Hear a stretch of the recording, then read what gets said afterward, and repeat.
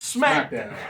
10/16/2003. We are emanating from Cincinnati, Ohio, the U.S. Bank Arena, and this show opens with Gold Dust.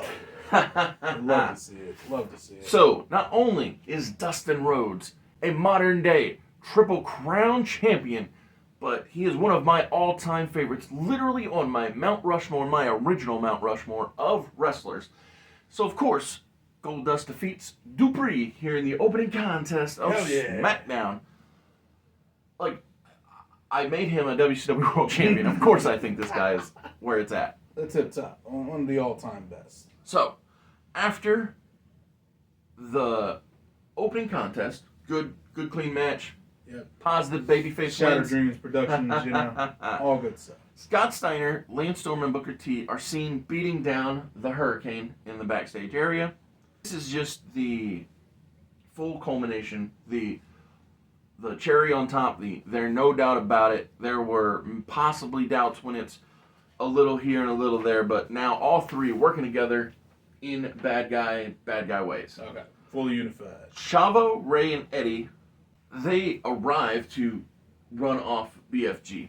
And much like how Eddie wanted to stand up for his family tradition last week against Booker, he and his family help up Hurricane, and Eddie offers Hurricane a championship match for the Intercontinental title next week. What a real champion of the people. As a way to prove Eddie is, like you said, a man of the people, but that he also cares about, he's like, oh, that was wrong, so I'm going to do the right thing.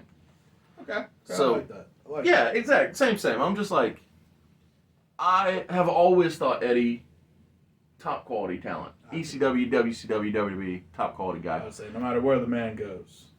And so, last week, John Bradshaw Layfield, he, with his crew of delinquents. Yes. His league of Layfield champions all worked together to take out a man who's getting a title shot tonight, that being his former tag team partner, Farouk. Okay. Real name Ron Simmons. Yeah.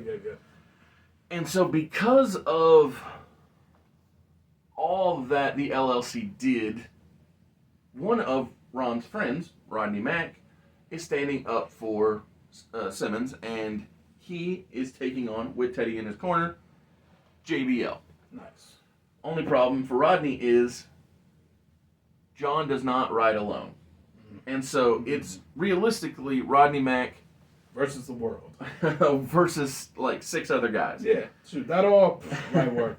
And so... How many of them were white, though? That's the key. I think all of them. No. No, hold up. Lando Jordan's out, so... Yeah, him and Maven are both not white. Yeah. So that's 4 guys. Okay. Because there's 6 So they can beat 4 of them. Yeah, so if this was the White Boy Challenge, Rodney would 100% running through them. Yeah, take those 4 guys out.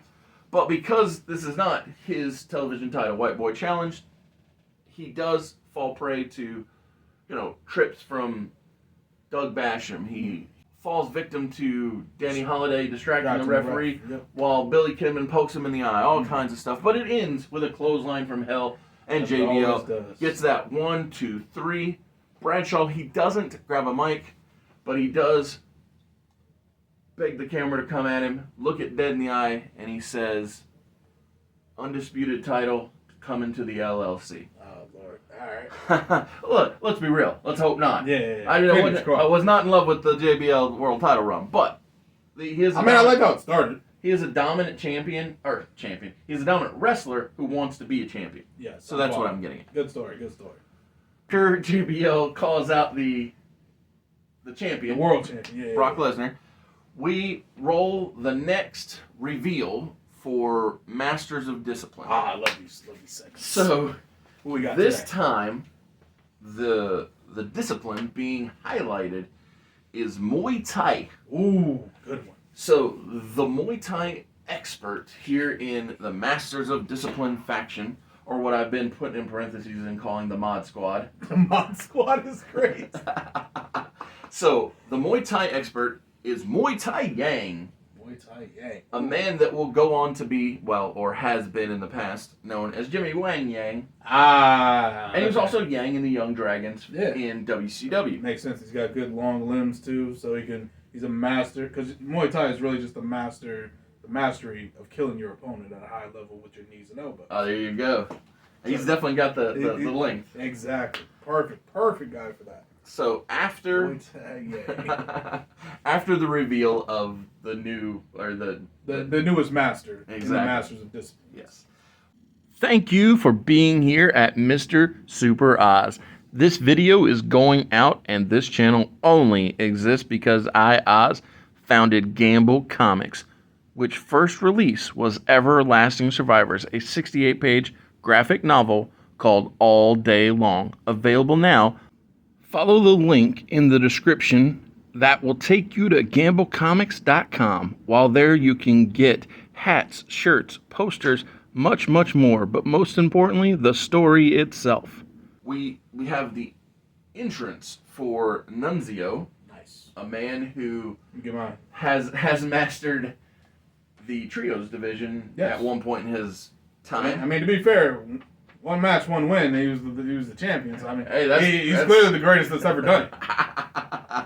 He is in ring alone because Sylvan is out hurt and Yes. Dupree.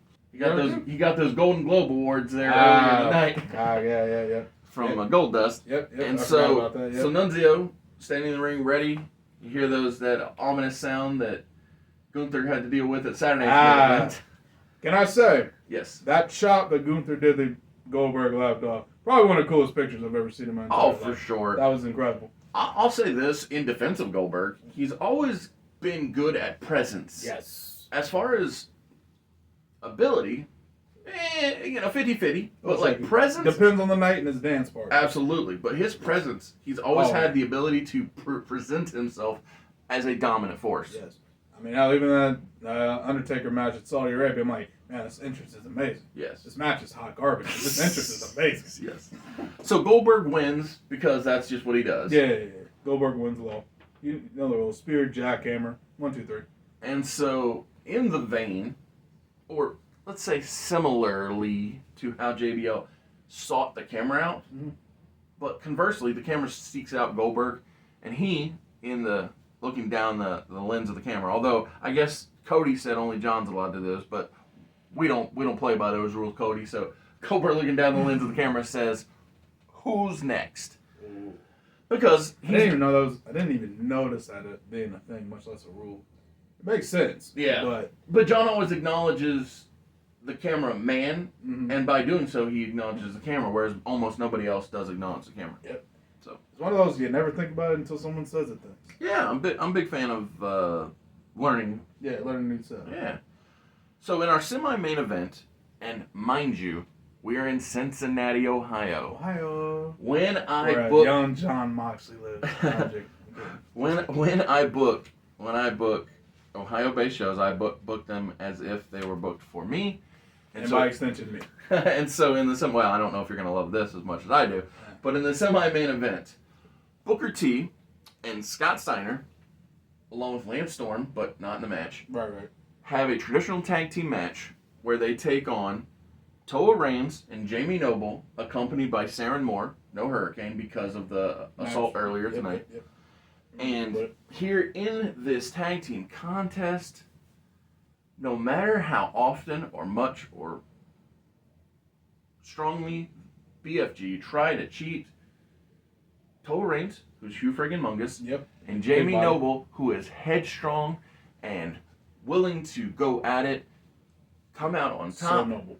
Yes, so noble.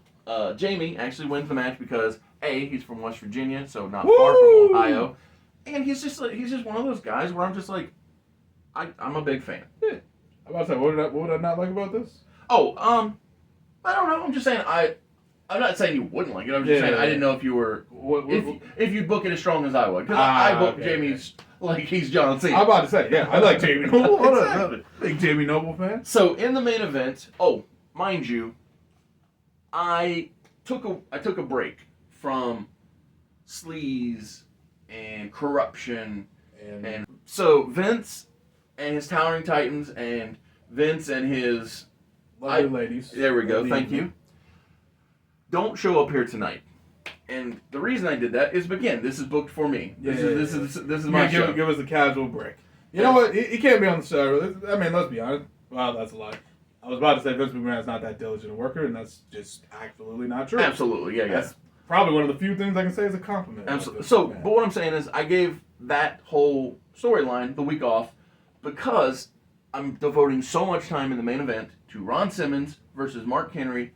Nobody else. Nobody. No Teddy, no Rodney, no LLC, no nothing. No etc.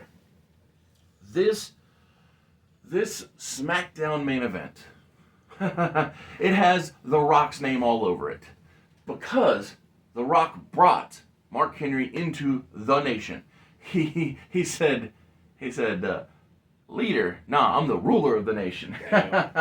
Still a cool line. Oh yeah, big fan of Dwayne, but he's out in Hollywood. He's making some $7 productions. Too good for us. Only has $7 in it. And so here we have not just the world's strongest man, but the all-American Ron Simmons, and they are going at it. It's first African-American world champion, multiple-time WCW world champion, I think.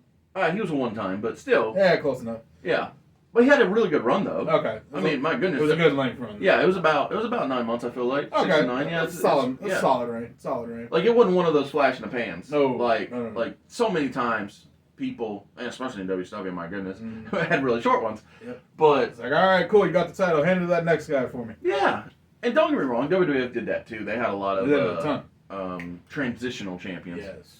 But, no, this match is showing off not just that Mark is the immovable object, but that Ron is that it's like a locomotive. Force. Yeah, irresistible force, yeah. And so when these two bulls keep locking horns, it's just it's exciting stuff. Like I said, I booked this because meaty men slapping meat. That's true, but I do it because I know Ron's not much longer for this world. Yeah.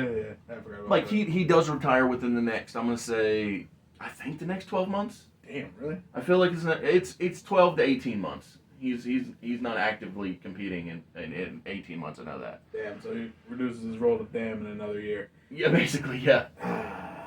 Because it was right before JBL's ascension that Ron followed a career. I remember the APA splitting up. I remember that whole storyline, but I just thought he was around longer for some reason. No, because what happened was Paul Lee, who was terrible heel GM. I mean, good GM, but his character was a heel. Yeah. It was fine. Said whoever loses is fired. Yeah. And so John and Ron thought he meant which team because it was a tag team match. Right. And so when John goes to leave with Ron, Paul said, "You didn't lose. What are you leaving for?" You can get pinned. Yeah. Where are you going? And so I mean, I can fire you if you want me to, but yeah, and I just it was one of those heartbreaking moments where Ron's like, he sees that John's staying, and it's like, oh, okay. It's almost like, damn. Yeah. And so, ironically enough, my point just is, Mark Henry retains, but it's very impressive from Ron Simmons' part. Yes. He's one of those guys that I always been only think could have, but even on the channel I booked, be WWF champion, and saved Owen Hart's life in the process. So I totally recommend watching the Butterfly Effect Wrestling episode. Good episode. John Delman. I appreciate you.